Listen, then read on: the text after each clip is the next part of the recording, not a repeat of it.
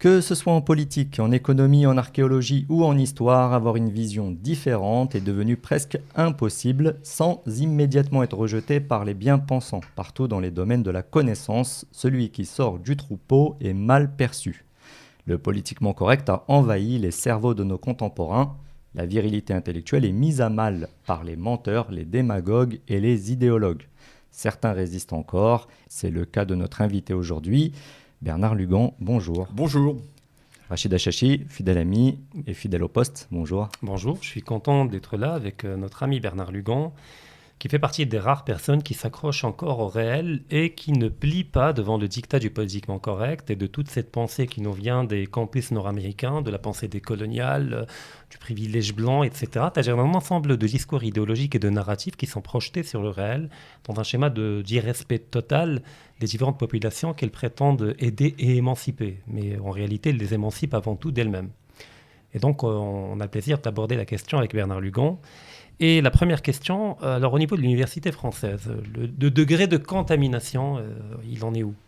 Il est très avancé, très avancé. Le poisson a pourri par la tête. Il a pourri par la tête parce que tout a commencé vraiment dans les années 1980 avec la victoire des socialistes, quand les socialistes ont voulu détruire ce qui était le fleuron de l'université française en lettres, c'était le doctorat d'État. Il faut bien voir que la plupart de ces ministres socialistes étaient d'anciens instituteurs qui jalousaient profondément les universitaires et ça a été une revanche sociale qu'ils ont prise à ce moment-là en supprimant le doctorat d'État qui était pour eux trop élitiste. Or, le doctorat d'État permettait véritablement d'ouvrir la carrière à des gens qui avaient à la fois une vision encyclopédique, un esprit de synthèse, etc. Et à partir de ce moment-là, ce doctorat d'État ayant été supprimé, est remplacé par ce qu'on appelle un petit doctorat. Nous avons eu des recrutements à l'université qui ont été d'un niveau totalement inférieur par rapport à celui qui était exigé quelques décennies auparavant. En plus de cela, massification avec arrivée de milliers d'étudiants, ce qui fait que le corps universitaire n'a pas pu encadrer ces étudiants et il a fallu trouver des professeurs. Donc les universités ont recruté au sein des agrégés, qui est un très beau diplôme, un très beau concours, l'agrégation, mais en lettres, c'est un concours du secondaire, non pas du supérieur. Ce qui fait qu'à la fin, quand j'ai quitté l'université, nous étions dans mon département à peu près 7 ou 8, disons grosso modo une dizaine du corps universitaire, et nous avions une trentaine d'agrégés du secondaire détachés à l'université. Et comme en démocratie, c'est la victoire du nombre, il est bien évident que dans les discussions de département, dans les votes de département, la vision secondaire l'a emporté sur la vision universitaire. Ce qui fait que tout ceci a fait que l'université, petit à petit, s'est effondrée. C'est pour ça que je l'ai quittée d'ailleurs, parce que cette médiocratie m'insupportait. Ça, c'est le premier problème. Ensuite, comme nous n'avions plus à l'université de grands patrons, de grands spécialistes, de gens absolument incontestables dans leur discipline, puisque ce n'est pas en additionnant, ce n'est pas en apprenant aux gens à sauter une succession d'obstacles à 10 cm que vous leur apprendrez à sauter 2 mètres. Or, tout le système français, et c'est cela, avec le contrôle continu, etc., donc jamais confronté véritablement à l'obstacle. Donc ceci a fait que les gens qui ont été formés n'étaient pas au niveau, n'avaient pas le niveau qui était celui exigé à l'époque où nous avions commencé, et un lent effondrement qui a laissé la place libre à qui ? Aux pseudo-experts, c'est-à-dire à des gens qui avaient fait Sciences Po ou autres, et qui se sont mis à parler d'égal à égal avec le corps universitaire.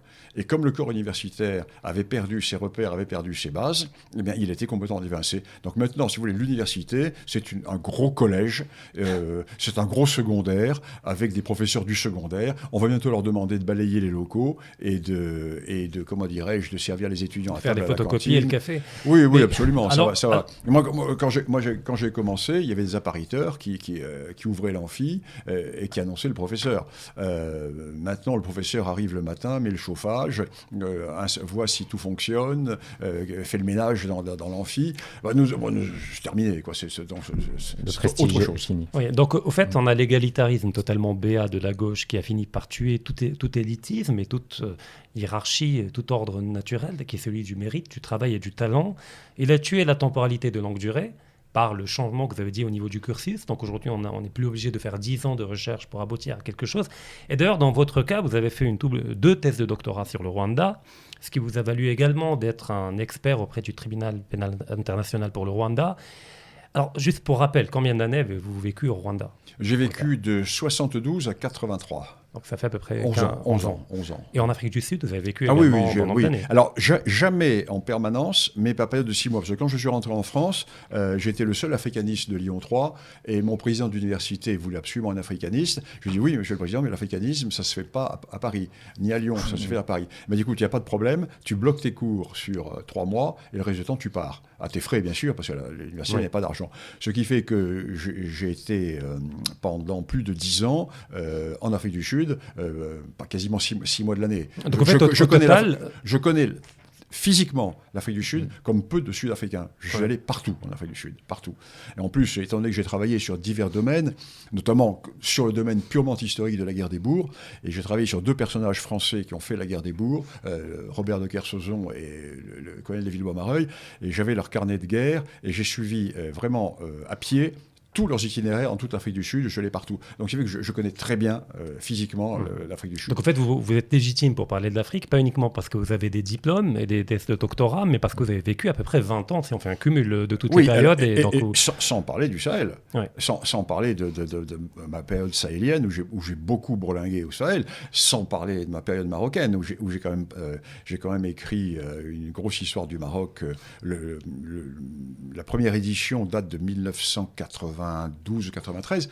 Le livre est constamment réédité. D'ailleurs, elle va être bientôt rééditée. Et là, au 4e réédition, et là, une 5e réédition qui va sortir au mois d'avril, alors avec carte en couleur, mise en actualité, etc. Donc, il y a tout cela. La Libye aussi, bon, j'ai bourlingué partout. Mais en fait, c'est une vieille tradition européenne, mais également française, que d'aller vivre auprès des peuples qu'on prétend étudier en levant en anthropologie, avec Marcel Mauss, qui va aller vivre avec des tribus amérindiennes du nord de l'Amérique. Donc, il ne suffit pas de les fantasmer de loin. Alors, mais ce n'est plus possible. Oui, alors d'ailleurs, je vous permettrai d'y répondre, mais deuxième élément, quand vous quittez la France, que vous allez dans d'autres pays, est-ce que vous trouvez encore un attachement réel qui est en train de se perdre en France ? Oui, je le trouve en Afrique. Je le trouve déjà dans les universités africaines, avec mes collègues, dont on ne parle jamais à la télévision française. Parce qu'il y a de remarquables universitaires dans l'université africaine, mais on ne les voit pas. Hein. Il y a quelques battleurs qui sont présents sur toutes les chaînes, mais eux on voit ce que vous qualifiez d'occidentaux, de peau noire. Oui, c'est ce que j'appelle les nègres blancs. Ouais. Les nègres... On voit sur France Culture, France Inter. Oui, les gens totalement acculturés. Ce sont des gens acculturés qui sont comment dirais-je, invités, qui sont invités partout, qui nient la réalité ethnique. Bon, si vous voulez, nous sommes dans un milieu qui est complètement... Alors, en France, tout n'est pas perdu.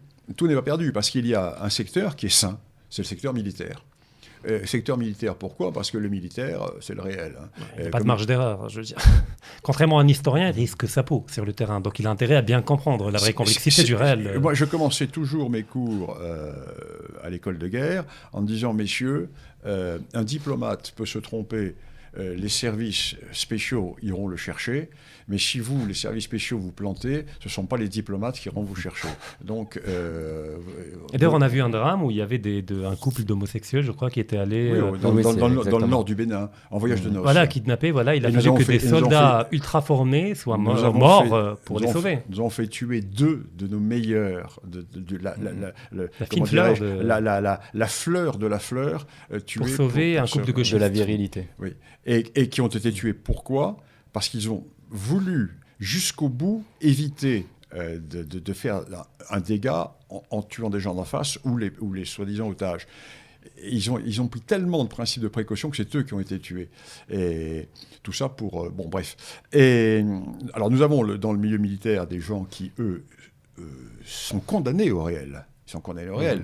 Et comme je le disais souvent, quand vous avez en face de vous, en France, une réunion avec 500 ou 600 officiers qui ont fait Barkhane, ils savent, eux, qu'un Touareg, ce n'est pas un Peul, et qu'un Peul, ce n'est pas un Bambara, ni un Songhai. Bon, si vous dites ça en France, vous êtes raciste, vous êtes traité de tous les noms. Ouais, ethno-différentialiste est devenu péjoratif, alors qu'à la base, c'est le fondement même de l'anthropologie et de l'histoire. Tout anthropologue qui n'est pas ethno-différentialiste est un plaisantin, c'est un Jean-Foutre, c'est un idéologue.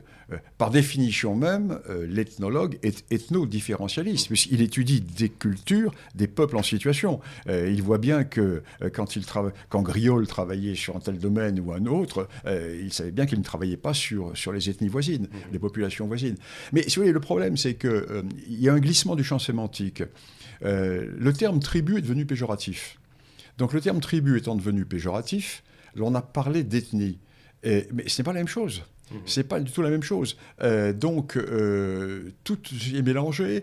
Problème de vocabulaire qui n'existe plus, problème de définition qui n'existe plus, et puis surtout, les butors de la sous-culture médiatique qui viennent projeter, pérorer. Quand vous avez des jeunes journalistes, hommes ou femmes, qui sortent de l'école de journalisme ou qui sortent de Sciences Po, et qui viennent asséner des vérités qui sont absolument scandaleuses et qui auraient mérité une paire de baffes et un retour à la maison. Voilà, mais ces gens ont le micro et ils sont les maîtres. Alors, ça ne veut pas dire que tout est perdu. Non. Non, il y a des pôles de résistance, il y a des pôles j'allais dire, d'ancrage. La roche en place, hein, comme je dis toujours à mes stagiaires à l'école de guerre, si vous avez un pont à construire, dans la durée, je ne parle pas du pont de bateau qu'on lance sur une rivière. Le pont, si vous n'allez pas au bedrock, à la roche en place, pour mettre vos fondations, vous allez voir votre pont qui va être emporté. Alors nous, nos fondations, c'est clair. Il faut reprendre absolument toutes les erreurs philosophiques et politiques, parce que le problème est politique. Politique d'abord. Donc, il faut en revenir aux bases. À partir de quand notre pensée a-t-elle commencé à dévier ? Elle a commencé à dévier avec le XVIIIe siècle, avec les philosophes, quand la notion de discussion systématique de tout ce qui est le réel a été mis à la place de l'ordre naturel. Il n'y a plus d'ordre naturel, il y a l'ordre que j'établis moi en tant qu'individu souverain. Et ceci va conduire petit à petit à la révolution de 89, va conduire aux révolutions du 19e, à la révolution industrielle, car bien entendu, les capitalistes vont s'emparer de cette volonté individualiste, car il n'y aura plus les corps intermédiaires. On va pouvoir avoir une masse prolétarisée qu'on va pouvoir utiliser au maximum. C'est la loi Le Chapelier également. La loi Le Chapelier, la suppression des corporations. Et puis le colonialisme qui fut de gauche. Je rappelle que mais complètement. Le libéralisme est de gauche, il n'est pas de droite. Complètement. Si vous voulez, moi je fais toujours la grande différence entre la colonisation française et la colonisation anglaise. Les Britanniques, eux, étaient de purs impérialistes. Ils sont partis par pur intérêt, et quand il n'y a plus d'intérêt, ils sont revenus. Tandis que les Français, eux, sont partis pour exporter à travers le monde les principes de la Révolution française. Parce que contrairement à ce que l'on nous dit, quand Jules Ferry disait « les colonies sont une bonne affaire », c'est un postulat. Parce qu'à l'époque, on ne savait pas que l'Afrique recelait des richesses, elle n'était pas découverte, l'Afrique intérieure. Donc quand Jules Ferry disait cela, c'était pour attirer à lui le courant orléaniste capitaliste, pour pouvoir avoir des moyens pour développer justement cet impérialisme. Mais pour lui, le fond de la pensée de Jules Ferry, c'était une pensée idéologique. C'était exporter à travers le monde l'universalisme des idées de 89. Tout le contraire de Lyautey. Ça, là, vous voyez la différence entre un homme comme Lyautey et les colonialistes français. Et vous voyez le résultat, la pauvre Algérie qui a été complètement broyée par le jacobinisme avec la destruction de ses propres élites, etc. Et vous voyez le Maroc où, en dépit des frictions qui ont pu se passer, il n'y a pas eu d'élimination, il n'y a pas eu d'émasculation du corps social marocain. Quand vous prenez, par exemple, la liste des grands fonctionnaires du Marsène avant le protectorat, et quand vous prenez la liste après le protectorat, vous avez à peu près souvent les mêmes familles que vous retrouvez. Une continuité. Vous avez une continuité. Ça, vous ne l'avez pas en Algérie. Et ça, c'est une des grandes raisons pour lesquelles l'Algérie n'a pas d'élite. Elle a des élites révolutionnaires, des élites qu'elle s'est créées. Alors, en France, En France, on aurait pu avoir le même défaut. Heureusement, Napoléon fait la synthèse entre les deux systèmes. C'est-à-dire que, heureusement, Napoléon, qui est un pur produit de la Révolution, Napoléon, quand même lui qui avait tiré sur les royalistes à Saint-Roch, etc., mais il a eu l'intelligence du militaire de terrain de dire, attends, je ne peux pas me baser uniquement sur une nouvelle élites de parvenus qui se sont goinfrés comme tous ces parvenus. Le parvenu se goinfre, hein, il ne sait pas s'arrêter, il en a jamais assez, il faut qu'il en rajoute, etc. Et donc, Napoléon a eu le génie de faire la synthèse, de faire revenir une partie de l'ancienne aristocratie. Et si vous voulez, il a remis du sang neuf dans une aristocratie, du sang de guerre, dans une aristocratie qui commençait à se féminiser avec l'esprit du XVIIIe. Comme disait Julius Evola, l'aristocratie qui a péri lors de la Révolution avait des mains davantage faites pour le tennis que pour porter l'épée. C'est une très très belle... Les poudrés qui ont laissé renverser la monarchie en 92 ne méritaient pas de vivre. Se sont battus les Vendéens, la petite aristocratie qui n'avait pas été touchée par le défaut de la cour. La petite aristocratie, et d'ailleurs, il a payé de sa vie, mais elle s'est battue. La grande aristocratie s'est couchée ou a fui. Donc Napoléon a fait la synthèse. Donc, si vous voulez, voilà ce qui s'est pas passé en Algérie. Parce qu'en Algérie, les élites n'existaient plus, où les élites avaient basculé du côté français et elles ont été liquidées par le FLN, où elles sont parties en France. C'est le drame de l'Algérie. Oui, alors pour revenir au Maghreb, puisqu'on a abordé la question à la fin, y a-t-il une réalité civilisationnelle du Maghreb? Parce qu'on parle de l'Afrique, notamment les panafricanistes, et vous rappelez qu'il n'y a pas une Afrique, qu'elle est fantasmée, mais qu'il y a plusieurs Afriques dans l'Afrique du Nord. Donc a-t-elle une réalité, un fondement civilisationnel? Oui, mais vous avez déjà au départ le grand fondement berbère. Vous avez au départ, si vous prenez la carte du Maghreb, hein, la Berbérie, à la veille de la conquête romaine, vous avez 3 royaumes. Vous avez le royaume de Mauritanie, ici, le Maroc, qui s'étend jusqu'à le Moulouya, un peu plus loin. Ce qu'on va appeler la Mauritanie tingitane. Qui va être après la Tingitane, ça, le nom à l'époque d'Empire romain. Ensuite, vous avez les Macéciles. Les Macéciles, avec la capitale va être plutôt vers, disons, vers Constantine ou un peu à l'ouest. Et puis vous avez le royaume des Massiles, qui est l'actuelle Tunisie. Donc les 3 grands ensembles berbères qui vont exister jusqu'au moment de la conquête romaine. Et donc, vous avez un premier substrat qui est vraiment la base berbère, hein, avec deux mondes, les berbères nomades et les berbères sédentaires. Hein. Les Touaregs pour les nomades, oui, globalement, mais pas que. Oui, mais Touareg, c'est au sud. Là, vous parlez encore du nord. Moi, je parle du Maghreb. Moi, je parle du Maghreb, là. Et parce qu'ensuite, ils vont arriver avec les chambas, les mélanges, etc. Et ensuite, vous allez avoir toute la strate de l'islamisation, qui va être très différente. Elle va être différente, cette strate de l'islamisation. Elle ne va pas se faire de la même manière dans l'actuelle Algérie, dans l'actuelle Tunisie, dans l'actuel Maroc. L'actuel Maroc va rester, comment dirais-je, bien sûr musulman, mais berbère, disons jusqu'à la fin des Beni Ouattas. Hein. Autrement, jusque-là, nous avons des dynasties berbères, sauf bien sûr les Idrissides. Tandis que... D'ailleurs, vous le rappelez dans votre livre Histoire du Maroc, que la première couche d'arabisation réellement conséquente, c'est avec les invasions hilaliennes. Oui. D'ailleurs, vous avez une métaphore qui est magnifique. Vous dites que les Omeyyades ont été une goutte d'arabité dans un océan de berbérité au début. Absolument, absolument. Et il va y avoir... D'où la révolte berbère du 8e siècle, d'où ces problèmes qui vont se poser dans l'actuel Maroc. Alors en Algérie, ça va être différent, puisque en Algérie, le monde berbère, le monde kabyle, de l'intérieur, de la montagne, ne sera jamais mis sous contrôle ni de Bougie, ni de Tlemcen, ni des Turcs. Parce que les Turcs ne vont pas contrôler le monde kabyle. Donc il ne va pas y avoir en Algérie ce qui s'est... Comme je dis souvent, j'ai une phrase qui énerve mes amis algériens. J'ai des bons amis en Algérie, ça les énerve toujours, mais ils sont obligés de l'admettre. Je dis toujours, Tlemcen et Bougie furent de très brillantes principautés, mais n'ont pas construit d'État. Tandis que Fès et Marrakech ont construit un empire. C'est un petit peu... Tlemcen et Bougie, c'est Pise ou Milan, ou une grande ville italienne. Milan, mais brillantissime. Mais ce n'est pas le Saint-Empire romain germanique. Pas d'État, pas d'État. Tandis que et l'unité italienne, c'est pas faite par les principautés, elle s'est faite par Napoléon III.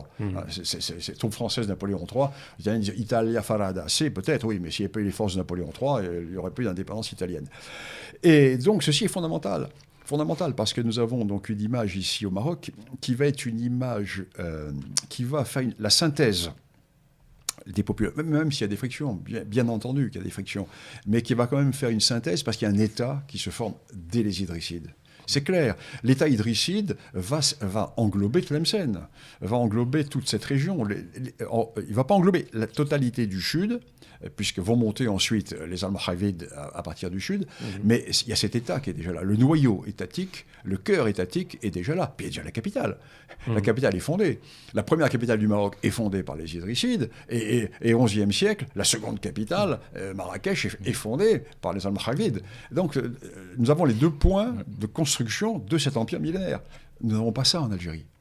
Donc, il y a un fond anthropologique, c'est le fond de berbérité ou d'amazérité, sur lequel des couches sont venues se rajouter dans un schéma de synthèse et pas de sédimentation, parce qu'effectivement, aujourd'hui, une coagulation. On peut pas aujourd'hui, dans une logique de purification, dire là, c'est intégralement berbère, là, intégralement arabe, mais ça produit une nouvelle culture qu'on appelle le Maghreb, une nouvelle civilisation qu'on appelle le Maghreb, qui est prise en otage par le jeu idéologique de la guerre froide, qui a été prise en otage et qui l'est toujours dans une logique totalement anachronique, malheureusement par l'Algérie. Avant, ce fut le cas également de la Libye et du panarabisme qui a tenté de nier, d'ailleurs on parlait de l'idéologie qui est une négation du réel, le panarabisme a tenté de nier la dimension maghrébine en tant que pôle civilisationnel.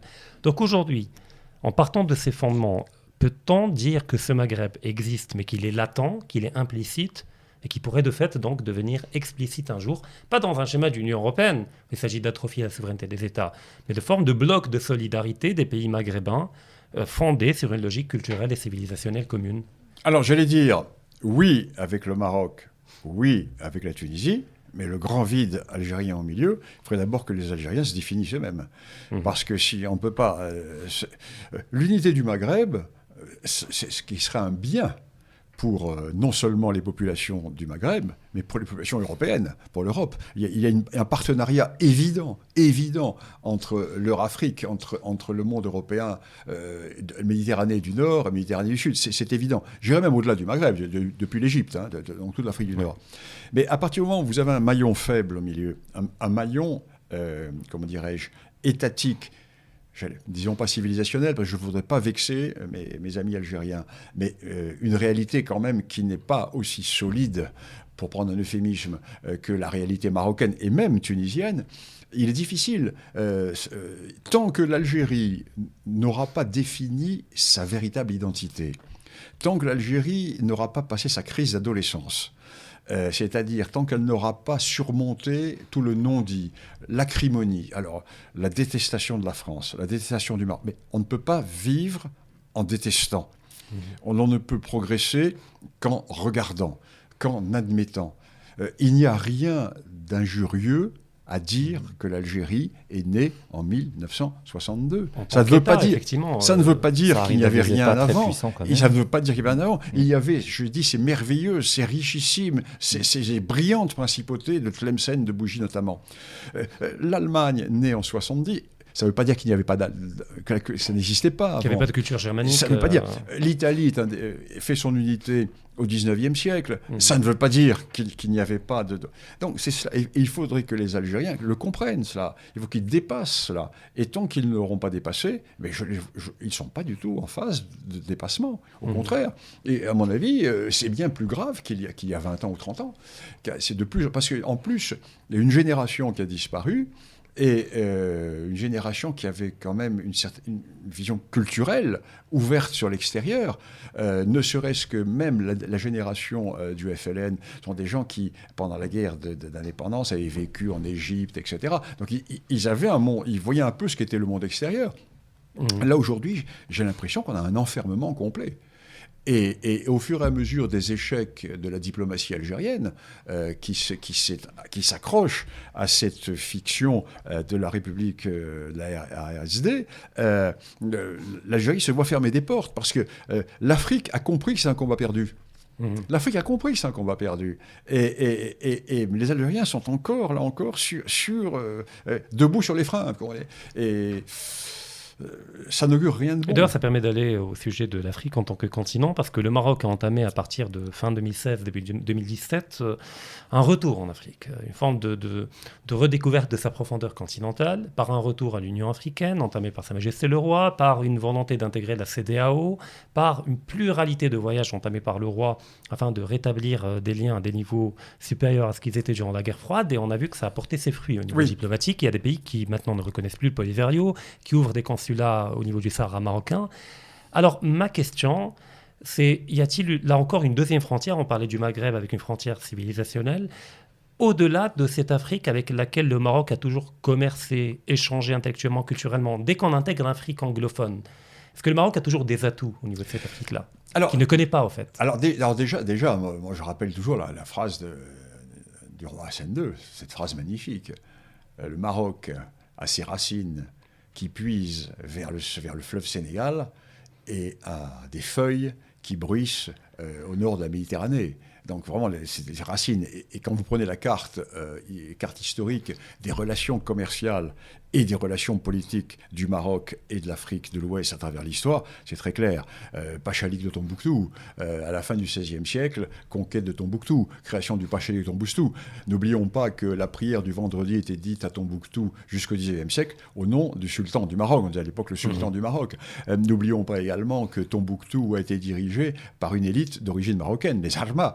Les Armas qui étaient les soldats du corps expéditionnaire marocain qui avaient conquis Tombouctou et ils ont fait souche sur place et ils ont constitué une nouvelle ethnie, une nouvelle tribu, appelons comme on le veut, et qui a dirigé Tombouctou pendant des siècles. Il y a également, si vous le voulez, le lien avec la confrérie, le tombeau à Fès. Oui. Le pèlerinage à Fès est au moins aussi important pour les membres de cette confrérie que le pèlerinage à la Mecque, par l'intercesseur. Etc.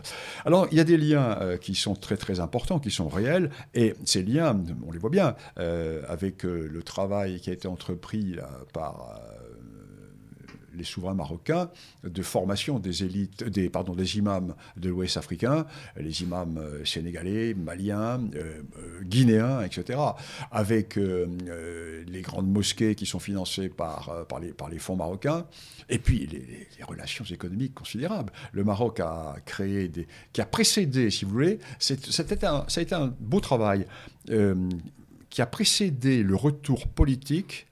Le retour politique était précédé par des implantations économiques. Notamment par la banque, les télécoms également. Les télécommunications, etc. Et puis il y a le privé, des gens qui vont s'aventurer, ouvrir des entreprises. Le privé. Et ensuite, le roi Mohamed VI, ça fait 52 ou 53 voyages. Ah, c'est énorme. C'est considérable.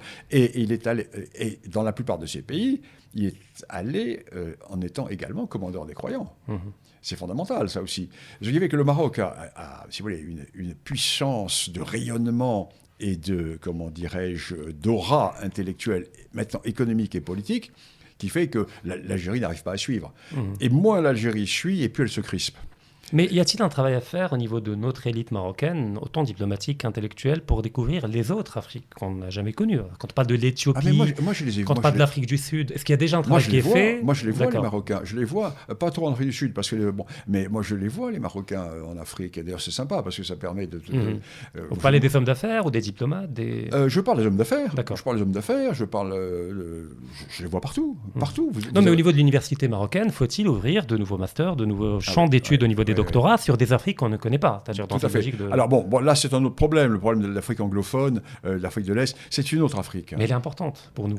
Elle est fondamentale. La preuve, le Kenya qui vient de renoncer à la reconnaissance du Polisario, donc ça prouve que la diplomatie marocaine est active, parce que le Kenya, c'est un autre monde.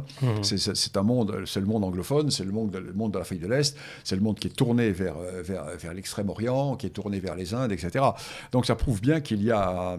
À l'heure actuelle, quand vous faites la carte des pays africains qui reconnaissent encore la RASD, vous avez les vieux reliquats de la guerre froide. Exactement. Anciennement communistes. C'est les pays anciennement communistes ou les pays qui étaient anciennement alignés sur le bloc de l'Est et qui n'ont pas fait leur mue encore. Peut-être parce qu'ils ont une élite qui vit trop longtemps et qui reste au pouvoir accroché, et que peut-être un renouvellement générationnel va peut-être changer la donne. C'est ce qui s'est passé au Kenya. Exactement. Ce qui s'est passé au Kenya. Alors, en Afrique du Sud, bon, c'est difficile parce que l'État, le parti kleptocratique ANC est sur ses fins. Ça va très mal, très très mal. L'ANC a tellement pillé le pays, les tensions sociales. Oui, la criminalité, le VIH, enfin, c'est une catastrophe. L'Afrique du Sud, qui était une excroissance de l'Europe en Afrique, est devenu un nouveau pays du tiers-monde, un océan de corruption et de gabegie dans lequel surnagent encore quelques îlots de prospérité, mais qui sont de plus en plus réduits. L'Afrique du Sud est dans une très très mauvaise situation. Ça va très très mal. Et en plus, ce qui s'est passé, c'est qu'une grande partie des sociétés minières qui constituaient le nerf économique du pays, découragées par les coupures d'électricité, par les mouvements sociaux, etc. Puis il y avait l'effondrement de la production agroalimentaire. Donc ils ont laissé tomber les mines secondaires pour ne garder que les mines principales, et ils ont investi dans d'autres pays d'Afrique. Ce qui fait que, donc chômage, etc.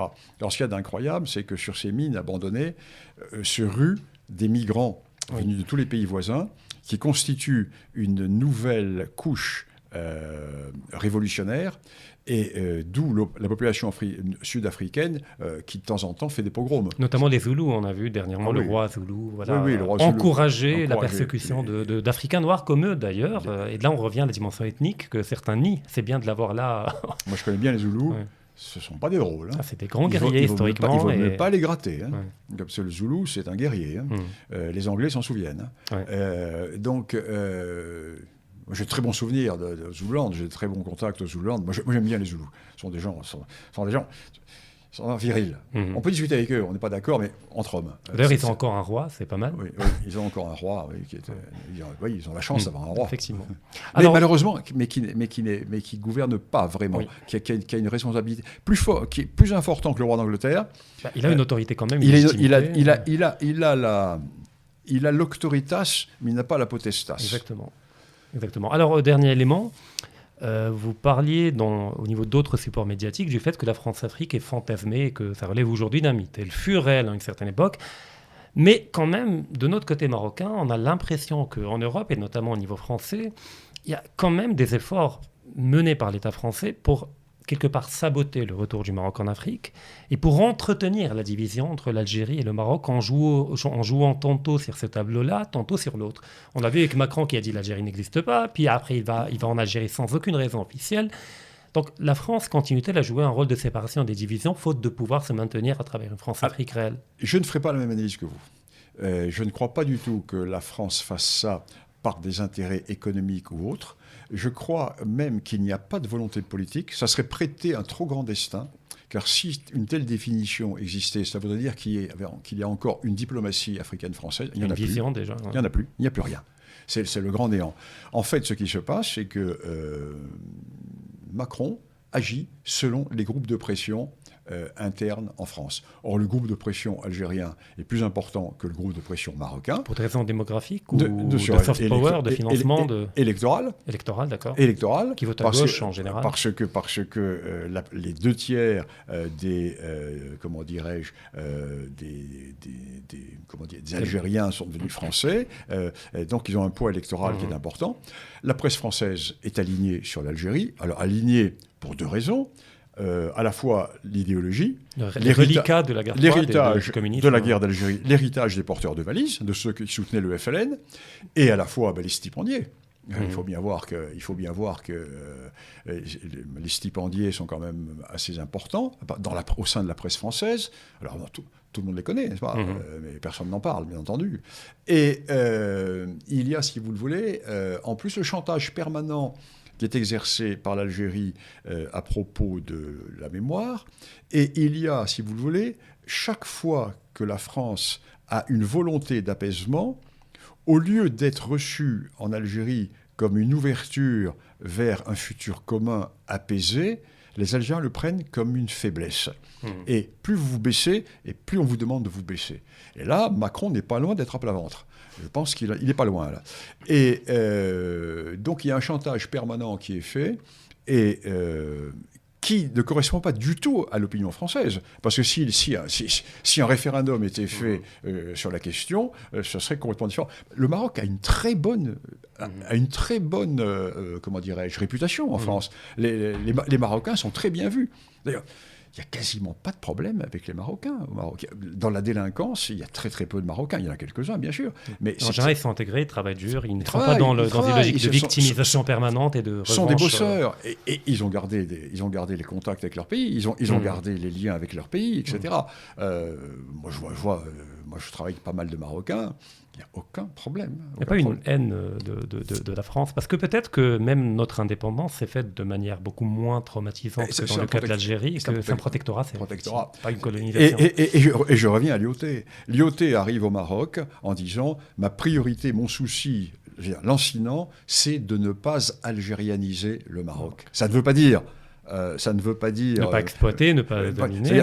Ne pas diriger le Maroc comme la France a dirigé l'Algérie, d'une manière jacobine, niveleuse. Le département de Constantine doit être géré comme le département de la Lozère. Un préfet qui n'a jamais mis les pieds. Un préfet interchangeable, etc.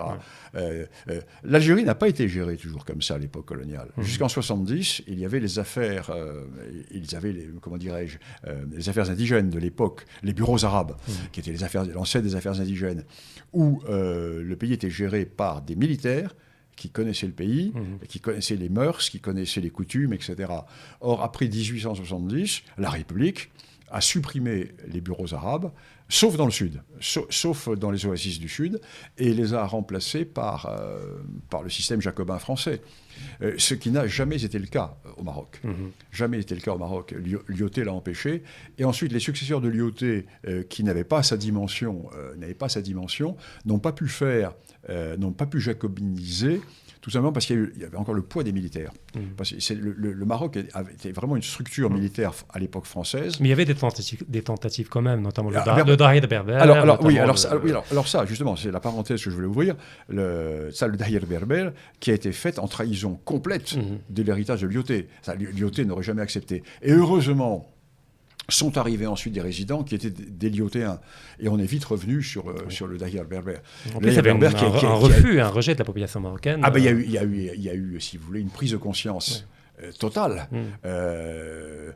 La prière de la Latif, elle dit dans les mosquées. Ça a été là encore, volonté jacobine. Il y a eu une tentative, si vous voulez, dans cet édifice lyautéen du protectorat, de mettre un coin jacobin. Heureusement, le corps social marocain l'a rejeté. Et le sultan a été magnifique. Là, il a eu un rôle... c'est vraiment sa dimension... Un rôle fédérateur. Sa dimension historique naît, à mon avis, là. Et ensuite, à la fin de la guerre, il va y avoir la réunion d'Anfa, etc. Et deux dimensions. Une dimension interne, et ensuite une dimension internationale en 1944. Et après, bien entendu, toute l'époque de l'indépendance.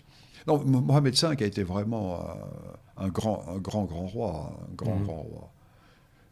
Bien, merci. Je rappelle, Bernard Lugan, que vous êtes historien, spécialiste de l'Afrique. Merci infiniment de nous avoir fait l'honneur d'être présent parmi nous et de nous faire part de vos connaissances.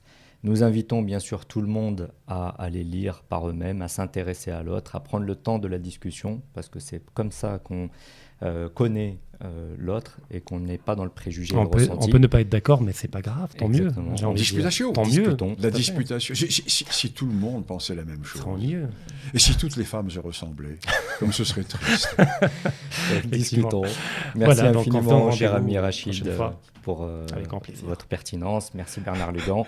Et nous nous reverrons très bientôt. J'espère. Et je salue mes amis marocains qui sont un certain nombre. Et nos frères algériens qu'on n'oublie pas. Oui. Exactement. Et nos frères du Sud aussi en Afrique. Voilà. Merci.